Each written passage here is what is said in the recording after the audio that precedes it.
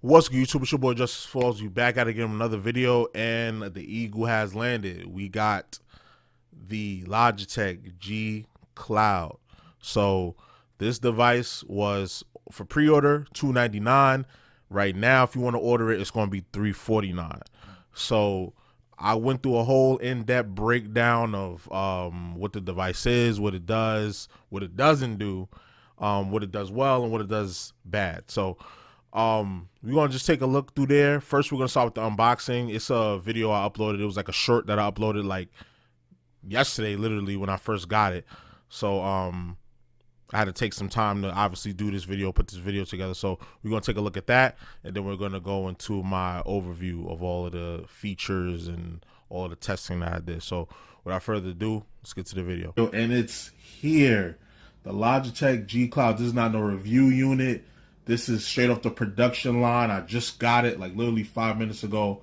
I'm excited. I know you're excited. Let's crack this bad boy open. So when you first open the box, this is what you're greeted with. You get the device, no flash, no frills, just straight up advertisement and device. And inside that little box, you get the wall charger, you get the wire, Logitech G sticker, and the instructions. And this is the device, y'all. This is the Logitech G Cloud. The buttons feel good. The D-pads feel good. I like these thumbsticks. They're actually similar to the Steam Deck, if you ask me. You got the triggers. I thought this was going to be a thick boy, but it's pretty thin. It's pretty thin, pretty lightweight. I'm liking it. Stay tuned to the channel. We're going to be doing a more in-depth video. When the video is done, I will link it here in the description. All right, so to get started, we're going to do a size comparison. So that's the OG Switch down there, and that's the Steam Deck up top. As you can see, it's right in the middle. You know, thickness is thinner than both the Steam Deck and the Switch put together, but it's just about as long as the Nintendo Switch. So now we're going to get into the setup. When you boot it up, it comes with almost a full charge, which I was surprised about. So there goes the initial loading screen right here. I was just super excited. Like, if you could see, like, I was just cheesing the whole time doing this. I was really excited to try this device out. So, you know, you want to set up your Wi-Fi, set up your Google account and things of that nature, transfer everything over from your older device. That should be coming up here soon. Yeah, copy right here. Copy your old data from whatever Android device, whether it be your phone or a tablet. I was using a gaming tablet well, not a gaming tablet, but a tablet I was using for gaming, which is the Galaxy 7 tab. You'll see it here in a second coming up. I transfer all the data from there and all the apps, and it transferred over flawlessly, as you can see. I had a lot of apps and data. It's mostly games on there. I usually use it for gaming, but now that I have a dedicated device for it, I figured I'd just move everything over there and then use my tablet, my Android tablet, for reading, because I like that separation. Like, I have this device for this, I have this device for this, and I have this device for this.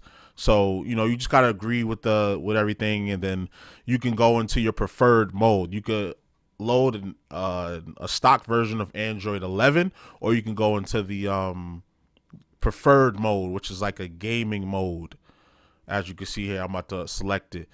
And in this gaming mode, it's optimized for gaming. You know, you get straight into whatever streaming apps or whatever cloud gaming apps you want, and you can still also run other apps in this mode, but this mode is just more tailored towards the gaming side of things. So it's just giving you here some preliminary instructions, how to use the buttons. Is letting you know that you can remap the buttons. I know some of you might be annoyed by the fact that I left the screen protector on, but I'm not taking that off until I get an actual screen protector, because I'm not taking no chances with this. I just spend a lot of money on this thing. So here we go. We loaded up the interface. This is the interface as advertised. You know, you have your main apps that they advertise that they want you to get into. And moving on along, we have the Android gaming. So you could download games from the Google Play Store. You can connect the controller. I did connect the controller for a lot of these demos here. And this is Asphalt 9. I usually always try Asphalt 9 because Asphalt 9 is one of those like games that are built for Android.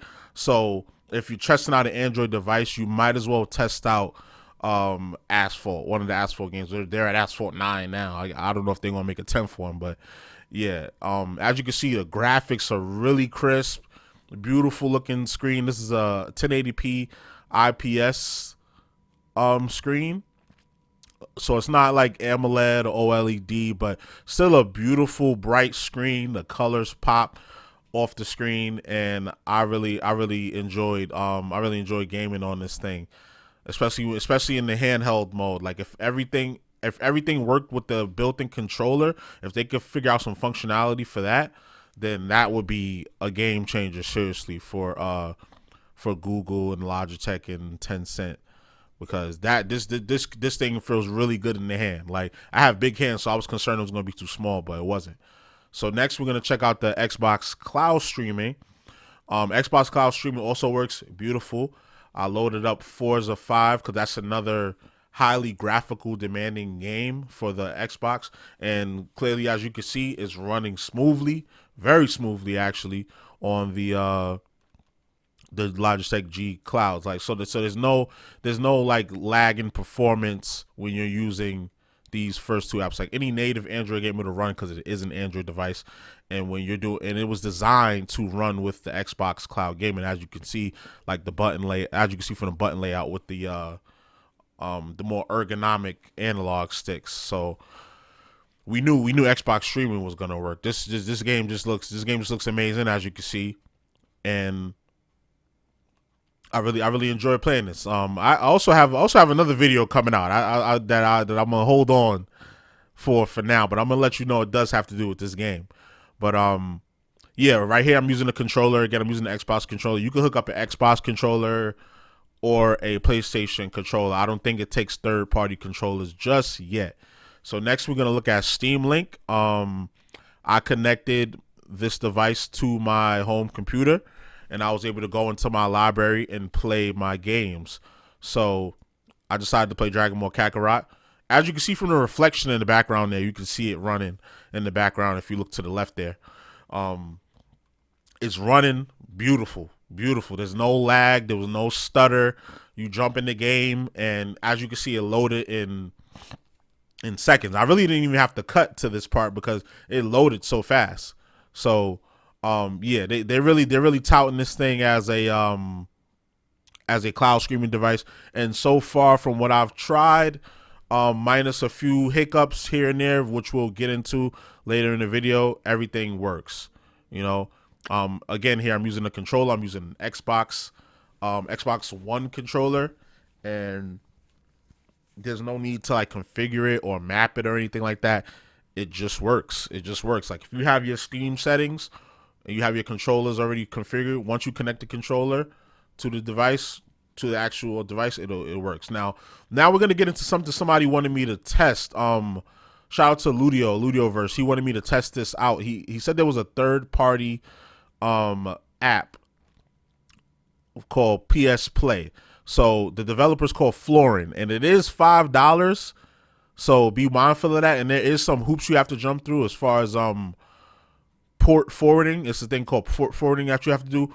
Or if you have universal plug and play settings on your router, and you could just turn that setting on, which is what I did because I have Optimum, it'll work right away, and it'll get you in there right away. There's instructions on how to do all of that port forwarding. If you don't know what the hell I'm talking about right now, it's instructions within the app. So when you go into the Google Play Store, you type in PS Play, and there's the first party app, there's the PlayStation app, and then there's one with the four face buttons on it from a developer called Florin. That's the one you want to download for seamless play, and we're gonna get to why in a second, because again, remember I told you it only takes Xbox and PlayStation official controllers.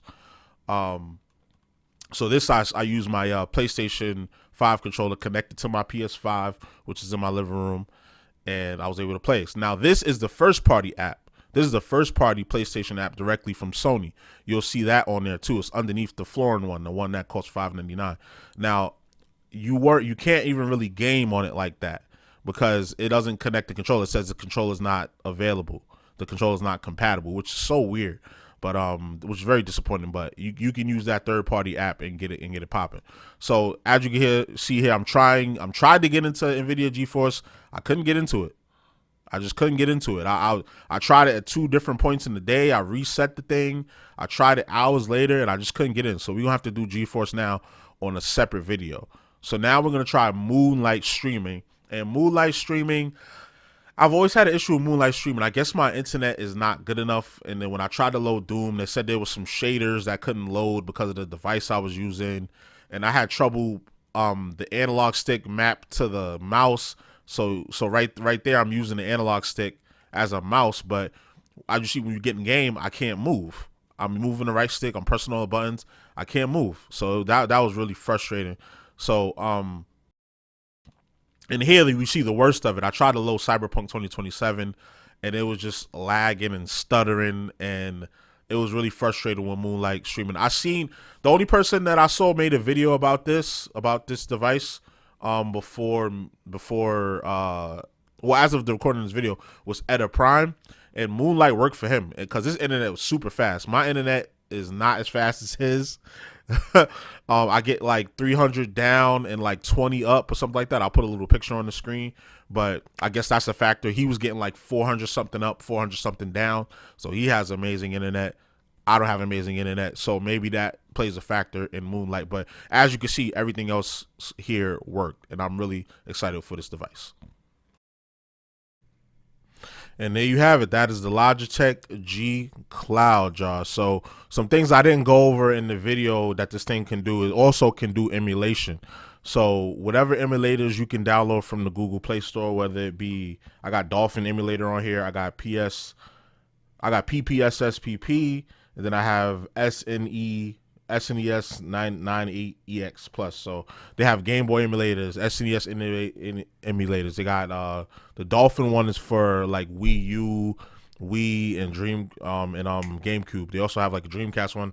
Anything you can find on the Google Play Store, you can load it. And some of them have preloaded games, some of them don't.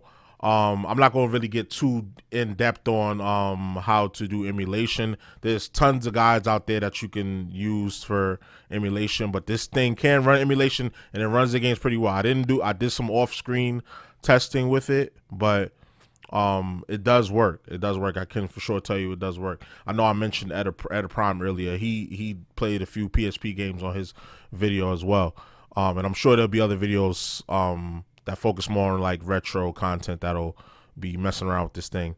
The only thing I was disappointed that I didn't get to work at all was obviously what I said before, the EVGA GeForce. So we might do a separate video on that when it decides it wants to work and let me log in. I just dropped my G Cloud. Damn it. But yeah, so I'm excited to really dig in and see what this device could do. I'm gonna use it. I'm gonna test it out for a few weeks and see if there's anything else I could find that this thing is capable of. And if I do, I will make another video about it. So for now, we're just going to leave it at that, and we'll see what else this thing has to offer as I use it more. So what do y'all think about this? Are you going to get a G Cloud? Is $350 too much for you? I just did the video on the Razer Edge, which is another handheld coming. That's $399, and it's going to have 5G coming next year. So what's you guys take on this whole wave of handheld devices? What's the word? Let me know. So y'all already know the vibes. Like, comment, subscribe, all that good stuff. This is your boy JusticeXFalls, and we out. One.